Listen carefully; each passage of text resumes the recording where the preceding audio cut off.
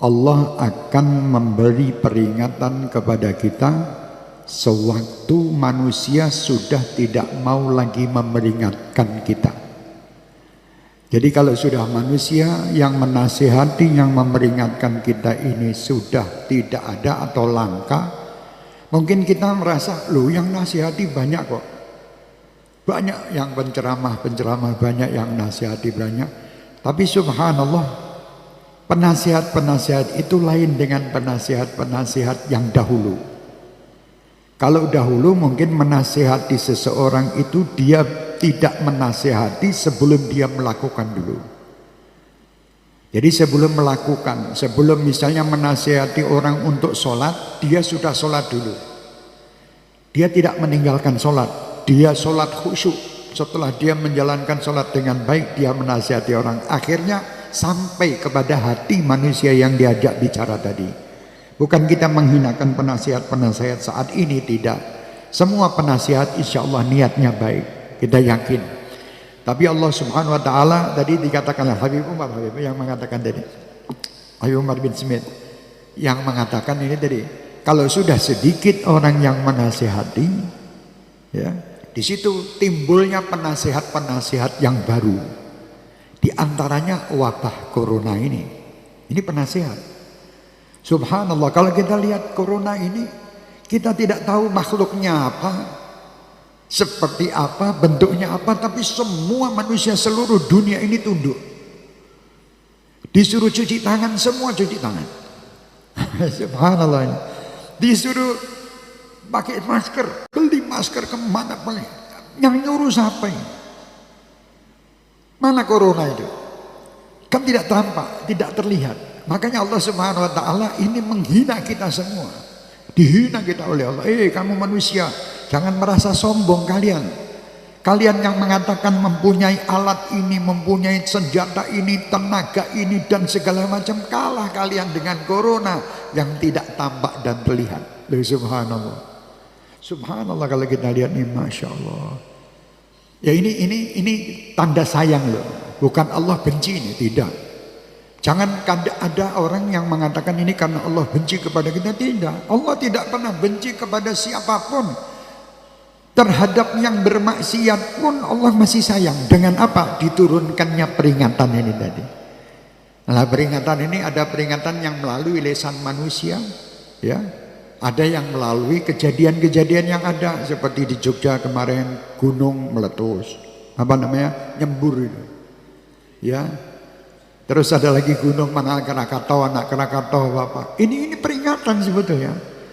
Karena kita ini sudah lengah dengan peringatan, akhirnya kita anggap itu semua biasa. Gempa bumi, tsunami kan sering sudah dianggap biasa. Oh, ini manusia diperingati gini kok ndak berasa. Ditimbulkan satu peringatan yang tidak nampak, corona. Yang sudah subhanallah itu tsunami yang begitu besar itu kan kelihatan, mestinya takut taubat, tidak melakukan sesuatu kesalahan lagi. Tapi subhanallah tetap aja seakan-akan ini nanti masing-masing cuman membantu yang terkena korban, bagi-bagi ini, bagi-bagi itu, seakan-akan ini yang menyelesaikan. Itu bukan penyelesaian, itu membantu dohir, hanya untuk membantu tubuh manusia agar mereka supaya sehat karena makan dan ini. Tapi yang penting adalah bantuan batin. Apa? Yaitu tidak melakukan kesalahan. Sewaktu dulu saya pernah di Jogja waktu terjadi erupsi Gunung Merapi itu, di Meguwo waktu itu. Kami mengatakan bukan ini yang diharapkan. Waktu itu ada sekian sembako yang dibagikan. Habis sembako juga akan datang lagi peringatan berikutnya. Lah apa yang harus bisa menghentikan misalnya peringatan-peringatan alam ini tadi adalah amal soleh kita. Amal kebaikan kita, insya Allah ini yang akan membantu tidak turunnya musibah dan bencana ini. Sewaktu umat Islam terutama berbuat baik, menjalankan ketaatan dengan sempurna, tidak mempermainkan Allah dan tidak menyakiti Rasulullah, insya Allah aman. Allah yang jamin. Nanti saya akan bacakan qasidah Habib Abdullah bin Alwi Haddad ini. Ini tadi saya katakan, Masya Allah, bala itu ya'um, bala itu umum, semua kena. Tadi seorang alim besar terkena. Jangan dianggap orang yang kena itu terus orang yang jelek, belum tentu. Kadang ada orang yang memang sama Allah dicintai, mendapatkan itu, gunanya untuk apa? Untuk diperjumpakan dia dengan Allah dan orang-orang yang soleh di hari kiamat, apa di alam barzakh ini. Dia dirindukan oleh Allah, jadi diambil oleh Allah dengan jalaran mungkin itu tadi kena bencana atau musibah tadi. Jadi sewaktu corona ini, jadi jangan sampai kalian mengatakan bahwa orang-orang yang terkena corona ini dan meninggal dia orang yang jelek. Tidak, dia bukan orang dan dia bukan sampah. Sampai saat ini orang-orang pada takut kalau sampai ada orang-orang yang terjangkit corona, ya, dia meninggal dan dimakamkan seakan-akan kampung itu tidak akan menerima. Kenapa kalian tidak menerima? Allah menerima dia. Diambil nyawanya oleh Allah, berarti diterima nyawa ini oleh Allah Subhanahu wa taala. Hormati nyawa orang ini. Jangan sampai kalian ini malah justru menolak rame-rame, takut tertular. Jangan takut, diproses dengan proses yang sebenarnya. Tetap prosesnya, oh karena ini orang mungkin terjangkit penyakit corona, ya, terus dia diproses pemakamannya dengan cara yang berbeda. Silakan menurut ilmu kedokteran. Tapi jangan terus kita singkiri mereka. Jangan, dia saudara kita, saudara sebangsa setanah air, juga saudara muslim. Kenapa kita harus singkiri? Seakan-akan najis ini, seakan-akan tidak boleh dong. Jangan, orang jangan suka begitu, hormati mereka. Bala itu ya pernah terjadi di zaman Nabi Allah Musa alaihi salam. Waktu itu orang tanya sama Nabi Musa, ya Musa, kenapa Allah turunkan bala sedangkan orang-orang yang baik juga kena? Mestinya kan orang yang berbuat salah itu aja yang kena, yang baik jangan. Mestinya Allah memilih begitu, tapi kenapa yang baik dan yang jelek semuanya terkena? Akhirnya Nabi Musa itu ya waktu itu menunggu berita dari Allah Subhanahu wa taala untuk menjawab jawaban ini. Kejadian di depan Nabi Musa ini jawaban itu juga terjadi. Alam ini semua adalah jawaban dalam kehidupan. Alam ini kalau kita lihat apa yang ada terjadi di dunia ini sebetulnya jawaban dari amalan kita. Bukan jawaban amalan orang lain kita. Lah di situ Nabi Musa masih duduk ada kalajengking. Apa kalajengking? Kalajengking kalau bahasa Indonesia apa? Ya kalajengking, ya kalajengking. Scorpion. Nah, bahasa Inggrisnya scorpion.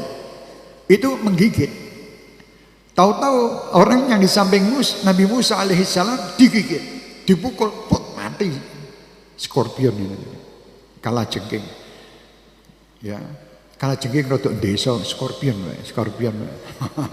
Biar ora ketok desa nih ya, scorpion. Hah? Lain. Ya sing gigit itu loh, scorpion. Setelah itu duduk lagi ngobrol, tahu-tahu datang lewat lagi kalajengking. Ada 3 atau 4 lewat. Langsung dikejar sama orang itu, dibunuh. Semua dibunuh. Lah, di situ timbul jawaban. Yang pertama tadi memang betul dia menggigit, dibunuh. Yang kedua ketika belum tentu dia mau menggigit, juga kebunuh. Jadi ini semua kena. Jadi seandainya kalau jengking di saat itu kelewat 100, ya 100 pateni kabeh. 100 mati semua. Semuanya kena, badan yang 99 belum tentu menggigit. Yang menggigit cuma 1. Yang maksiat mungkin 1 kelompok, tapi yang Allah turunkan bala semua kena. Apanya di sini itu yang kena corona tok pakai masker kan enggak, sa Indonesia maskeran. Sa Indonesia pakai masker kan. Harus kita, karena memang aturannya harus begitu gitu loh ya. Bukan kita menghina orang yang masker, ini umum, semua kena. Pak Ustadz terus tidak mau pakai masker enggak ini. Saya alhamdulillah saya setiap hari membaca wirid ini, membaca wirid itu. Mana corona dekat sini, kan pelenginya malah kena. Jangan sombong, jangan sombong. Aturan ya aturan. Oh, ada ilmu itu ya dari Allah.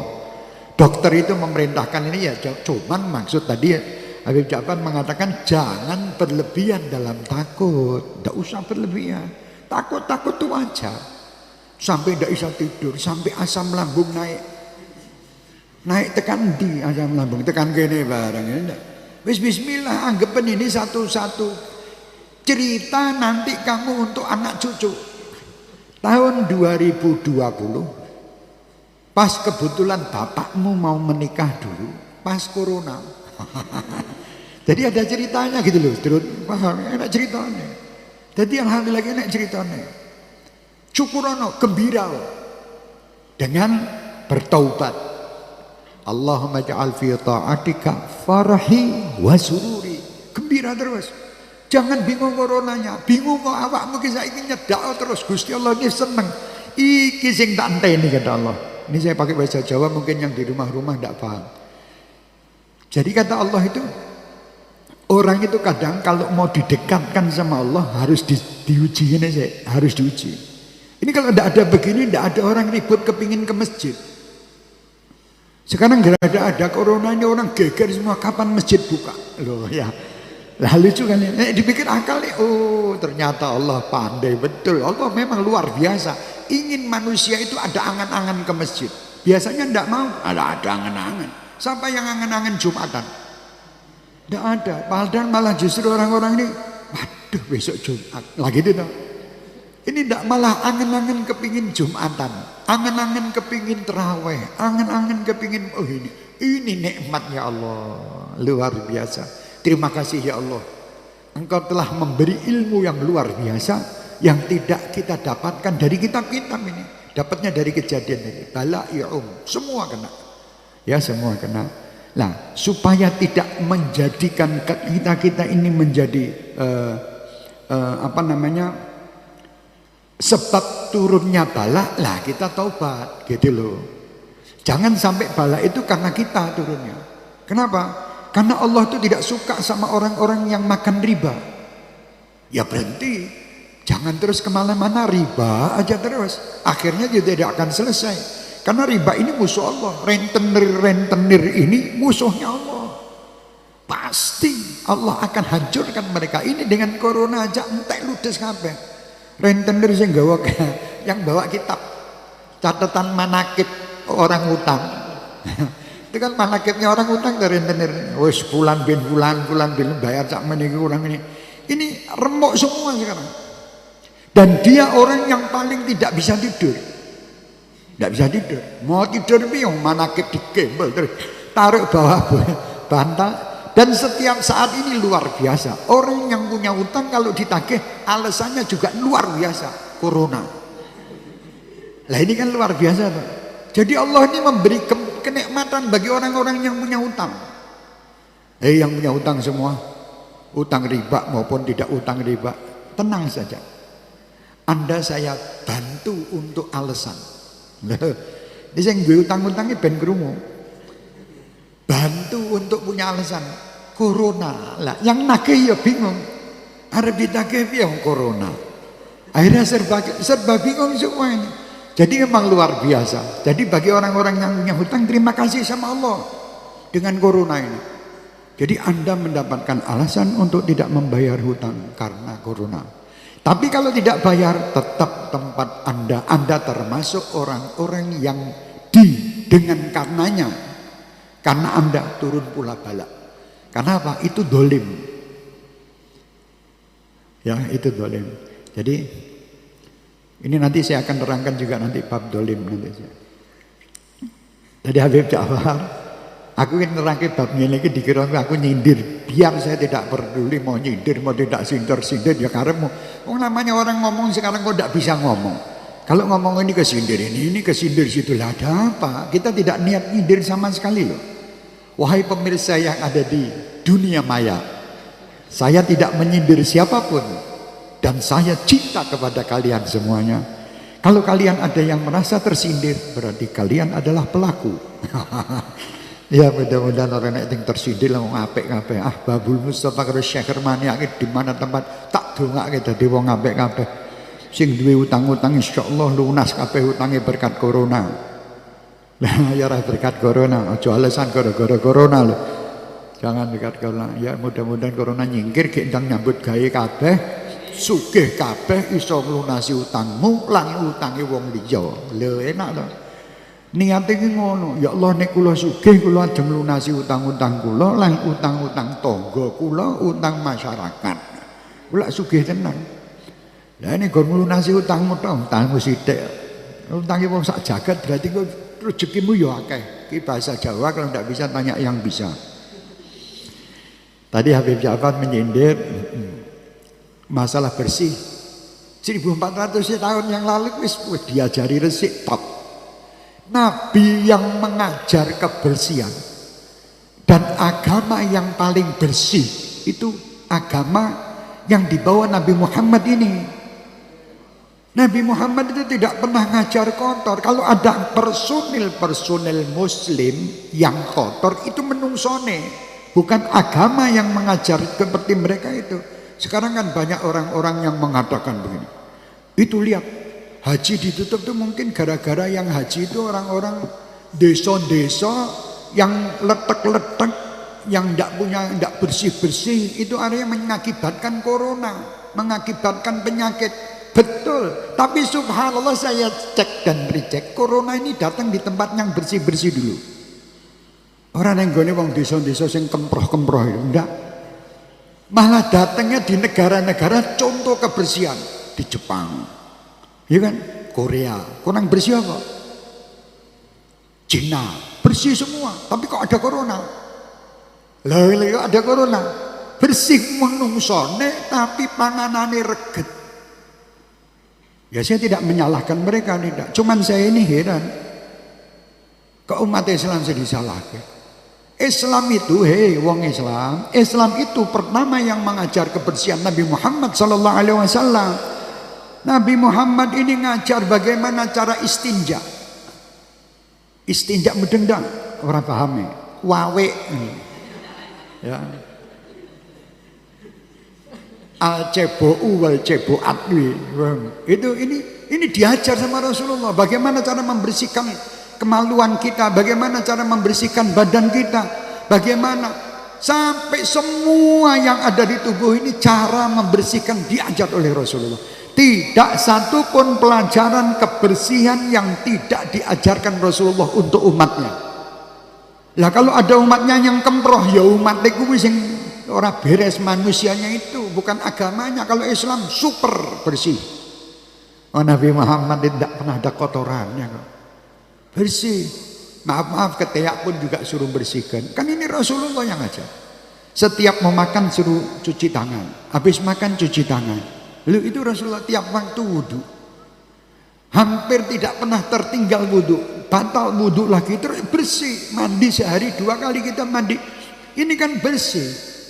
Lah kalau ada orang yang kemproh-kemproh, pagi bangun tidur tidak mandi, mandinya cuma raup tok ke kantor, pakai dasi, minyak wangi semprot. Ini orang kemproh. Walaupun kelihatannya orangnya resik, gayanya ngomong resik, bukan resik piye. Bersih Islam. Islam mau masuk ke kamar mandi diatur, keluar kamar mandi diatur, mau tidur diatur. Subhanallah, luar biasa Islam. Bersih dohir dan bersih batin. Di samping dohirnya dibersihkan, batinnya ini loh sing pokok. Nek wes batin kalian, kalau sudah batin kalian bersih, pasti dohir kalian akan bersih. Orang kalau di dalam hatinya tidak ada iri, tidak ada dengki, tidak ada rakus, tidak ada dolim, ini insya Allah hidupnya nikmat. Nah sekarang enggak kok. Bersih dohirnya ada, tapi batinnya masya Allah. Kelihatannya tuh bersih setilnya tapi korupsi. Lagi kan badannya jelek dah. Kelihatannya zahirnya bagus ini tapi menghancurkan saudara muslim yang lain atau saudara sebangsa. Ini tidak baik. Saling iri, dengki dan sebagainya ini tidak boleh. Ya. Yaitu tadi menurut Habib Ja'far, bersihkan zahir kita dan bersihkan batin kita. Kalau mau mandi niatkan, ya Allah saya membersihkan batin sambil gosok-gosok, membersihkan zahir saya dan saya mohon ya Allah bersihkan batin saya. Ngomong yang jero hati. Di dalam hati kita bicara, ya Allah saya punya penyakit batin ini, Iri dengki itu pasti manusia punya sifat itu. Bersihkan ya Allah sebagaimana air yang membersihkan tubuh saya. Itu ganjaran dan itu doa. Boleh bukan tidak boleh ya. Jadi saya mohon sekali lagi, ayo, bala ini memang semua orang kena. Tapi tetap saya berharap semua Syekh Hermania, Ahbabul Mustafa terutama, dan semua kaum muslimin muslimat dan semua bangsa bangsa Indonesia yang saya cintai ini, mari kita sama-sama berjuang untuk melawan virus corona ini. Dengan apa? Dengan mendekatkan diri kepada Allah. Dekat kepada Allah. Saya wasiatkan kepada diri saya dan semuanya untuk bertakwa kepada Allah, dengan makna menjalankan perintah dan menjauhi larangan, serta mengikuti sunnah Rasul Muhammad sallallahu alaihi wasallam. Tadi saya menyinggung sedikit masalah dolim. Ini kedoliman sangat merajalela, sangat merajalela. Padahal doa al-mazlum ini mustajab. Doa orang yang didolimi itu kabul walaupun dia bukan Islam. Doa yang didolimi ini kan macam-macam. Bisa kita dolim terhadap saudara kita sendiri, dolim terhadap tubuh kita, dolim terhadap apa yang kita miliki, dolim terhadap masyarakat, dolim terhadap keadaan binatang, terhadap hutan, tanaman dan sebagainya. Dolim kebanyakan. Dolim terhadap diri itu bagaimana? Rabbana dolamna anfusana. Ya Allah, saya telah berbuat dolim terhadap diri saya. Apa dolim yang bagaimana? Tangan yang mestinya dipakai untuk di jalan yang benar, kita pakai untuk jalan yang tidak baik. Mencuri atau mengambil sesuatu yang bukan haknya. Dolim terhadap mata, memandang sesuatu yang tidak diridhoi oleh Allah. Dolim terhadap lisan, tidak mengucapkan dzikrullah atau mengucapkan sesuatu yang baik, tapi justru kita pakai untuk menggunjing orang, untuk mencaci orang, untuk mencari kesalahan orang, terus ini memberitakan semua kejelekan orang. Ini dolim. Makanya tubuh ini selalu kita dolimi. Akhirnya tubuh ini nanti kasihan di akhirat masuk ke neraka dikarenakan apa? Perbuatan dolim kita. Jangan sampai tubuh ini terdolimi. Makanya dengan doa Rabbana dhalamna anfusana wa illam taghfir lana wa tarhamna lanakunanna minal khasirin. Kalau engkau ya Allah tidak merahmati kami, tidak mengampuni kami, saya akan menjadi orang-orang yang merugi. Rugi gimana? Tubuh ini yang mestinya nikmat di surga jadi di neraka. Tubuh ini yang tadinya merasa nikmat di dunia ini, orang yang dalam keadaan tidak dolim, orang yang berbuat baik itu dia hidupnya nikmat. Tapi yang dolim ya sengsara terus dia buat dolim. Sampai-sampai ya kalau kita lihat kejadian ini kejadian yang luar biasa. Kedoliman merajalela di mana-mana. Ayo kita berhentikan kedoliman ini. Sampai Rasulullah SAW mengatakan, bantulah saudara kamu yang didolimi dan yang mendolimi. Kan lucu ini, mendolimi. Kalau yang didolimi kita bantu, tidak masalah. Kita pantas karena dia didolimi. Tapi yang mendolimi itu bagaimana ya Rasulullah membantunya? Kasih nasihat dia untuk dia tidak berbuat dolim.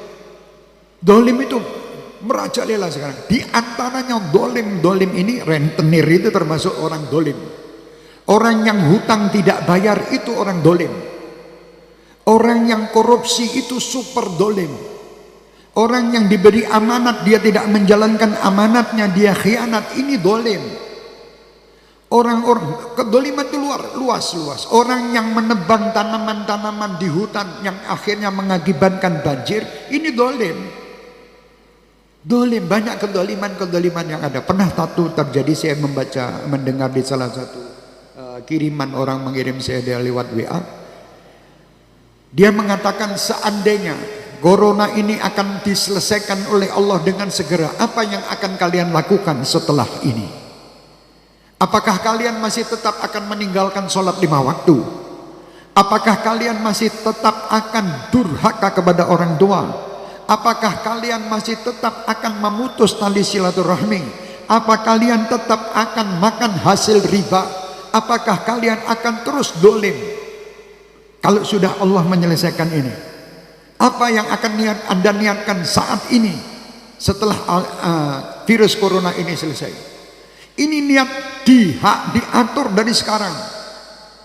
Sampai-sampai kata beliau, ini kejadian-kejadian adalah kedoliman yang sangat merajalela, yang Allah tidak ingin manusia ini saling mendolimi. Akhirnya timbullah satu virus ini untuk mengingatkan manusia untuk tidak saling mendolimi, saling menyintai, saling mengasihi, tidak saling menang sendiri, dan tidak saling menjatuhkan satu dengan yang lain.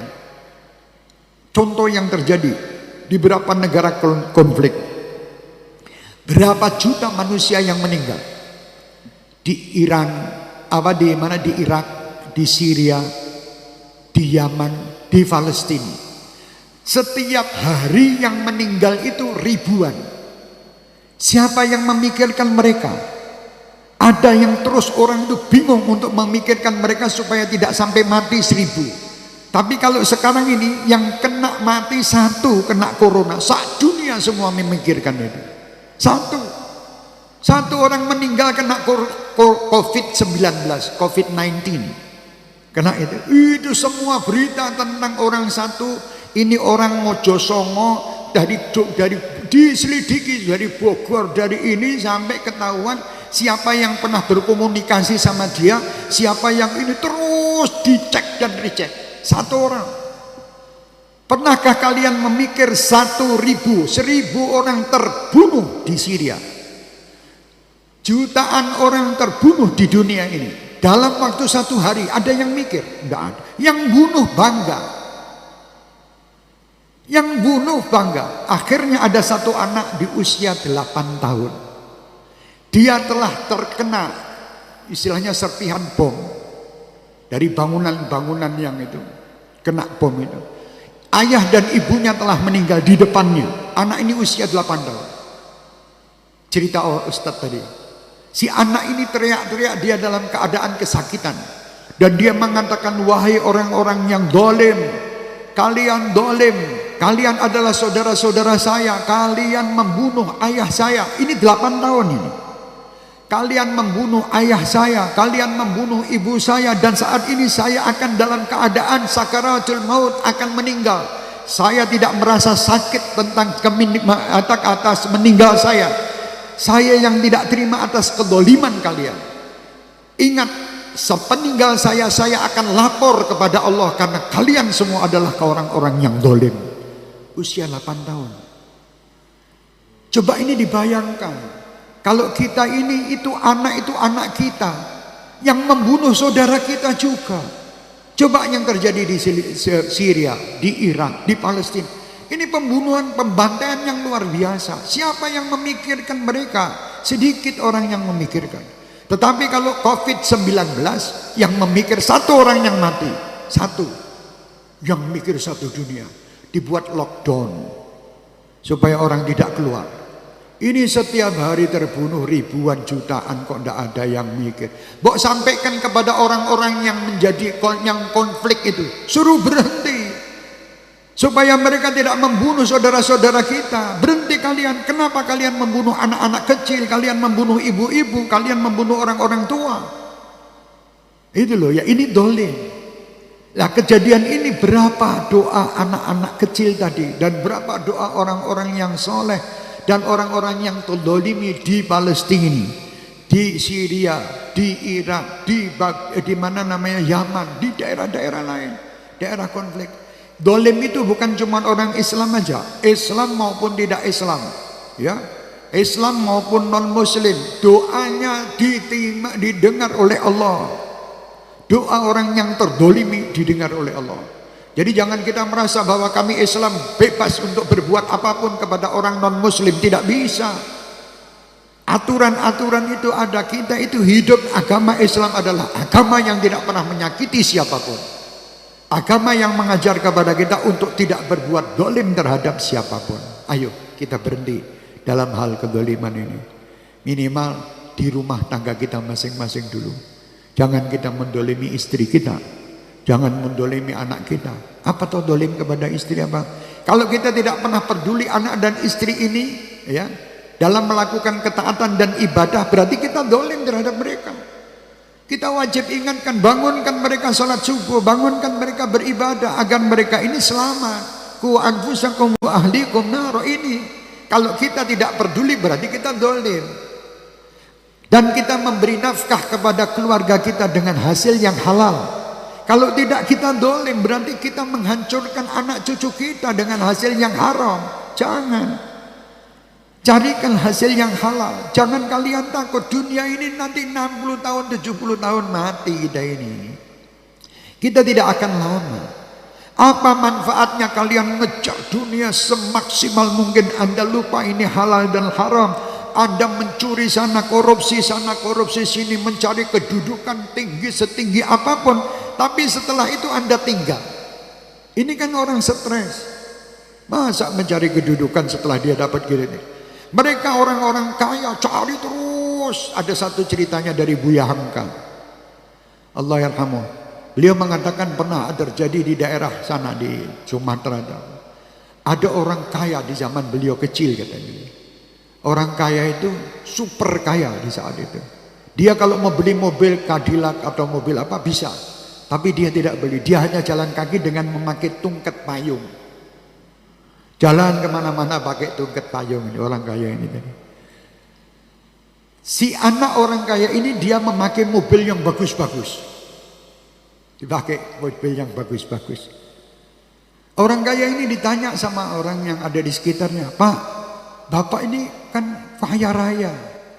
Kenapa Bapak kok jalan kaki pakai tungkat payung ini?"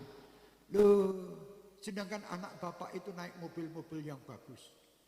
"Iya Mas," katanya, "saya ini anak orang tidak mampu. Kalau dia anak orang mampu." Loh, lucu kan? Dia orang gila. Saya anak orang tidak mampu, jadi saya kudu ketok kering ini terus.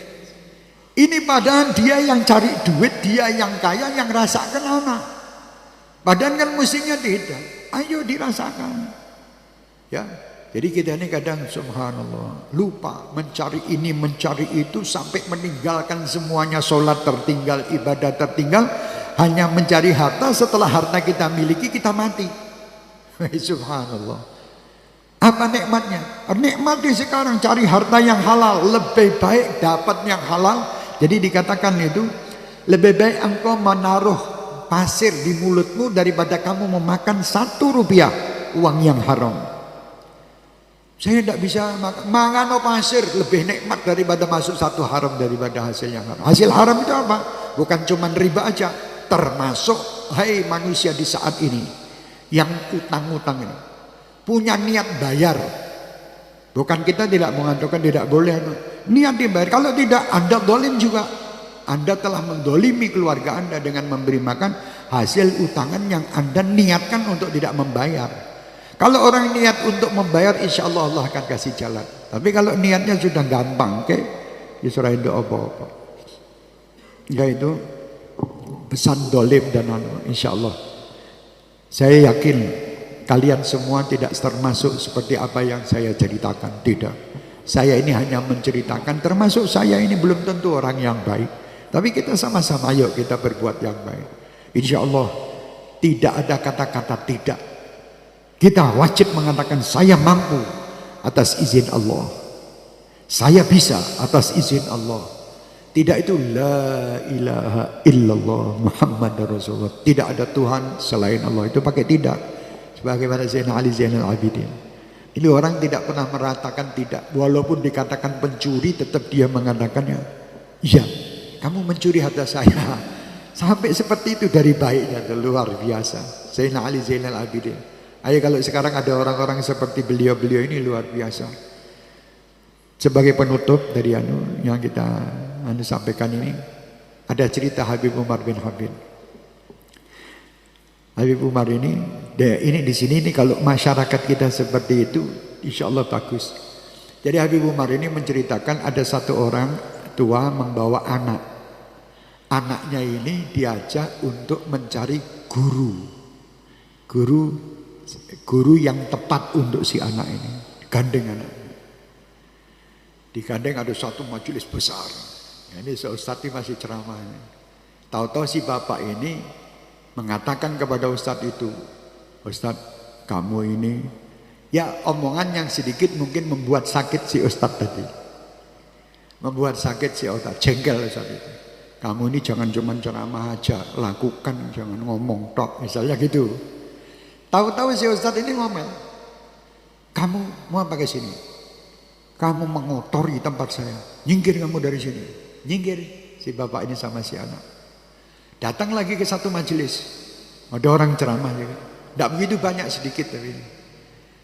Terus dia bilang, kamu itu jangan cuma ngomong, harus kamu melakukan ini. Nangis Ustadz. Nangis gugup. Murid-muridnya di situ heran, kenapa Ustadz ini nangis? Dia mengatakan, ya Fulan, terima kasih engkau mengingatkan saya. Masih ada lagi banyak yang belum kamu ungkapkan. Tolong ungkapkan supaya saya sadar kalau saya ini orang yang kurang. Nah, si ayah ini bilang sama anak, jadikan dia gurumu. Bukan yang pertama tadi, jadikan yang kedua ini. Jadi maksudnya orang yang seperti ini loh, sing dadakno guru. Seperti itu. Nah, saya jadi ingat cerita Sayyidina Ali Zainal Abidin. Sayyidina Ali Zainal Abidin waktu di sholat di masjid, ada orang bawa bungkusan. Setelah dia sholat selesai, dilihat bungkusannya kok tidak ada. Situ ada Sayyidina Ali As-Sajjad ini. Hei Fulan, kamu mencuri uang saya, bungkusan saya. Saya tidak. Wayal tetap pokoknya kamu yang mencuri. Ditanya kamu punya uang berapa di situ, ada apa? Ada uangnya berapa? 1000 misalnya, 1000 keping emas atau 1000 dirham. Oh ya siap. Pulang ini diduding-duding pencuri loh. Ditunjuk-tunjuk gitu pencuri. Ini cucu Rasulullah. Akhirnya dia pulang sampai rumah, diambilkan uang sesuai dengan apa yang dia ucapkan. Ini uang kamu. Ya gitu, maling tak resik. Dipisui malah seneng. Malah guyu istilahnya, terima kasih sebetulnya yang masih di dalam yang rahasia yang kamu elek-elek ini tadi masih lebih banyak. Keluar lagi tak kayak duit. Sampai seperti itu, keluarkan semua kejelekan saya ini supaya saya tahu bahwa saya banyak jelek. Daripada saya bayar orang ini, kamu ini tak bayarnya. Ini sulit mencari orang yang tolong bongkarkan kejelekan saya tak bayar. Mulai ada. Malah dicoba sandal kuampleng. Jadi Sayyidina Ali Zainal Abidin bayar orang untuk membongkar kejelekannya. Padahal dia tidak jelek. Tidak ada kejelekan. Setelah orang ini pulang sampai rumah, ternyata bungkusannya ada di rumahnya. Kaget, astagfirullah, saya ini tadi menghina orang itu. Saya sudah suudzon sama orang itu, menyangka dia mencuri. Dikembalikan, berangkat ke rumah Sayyidina Ali. Kata itu, assalamualaikum, maaf tadi saya ini menyangka Anda begini, ternyata ada di rumah saya. Akhirnya mau dikembalikan. Kata Sayyidina Ali, tidak.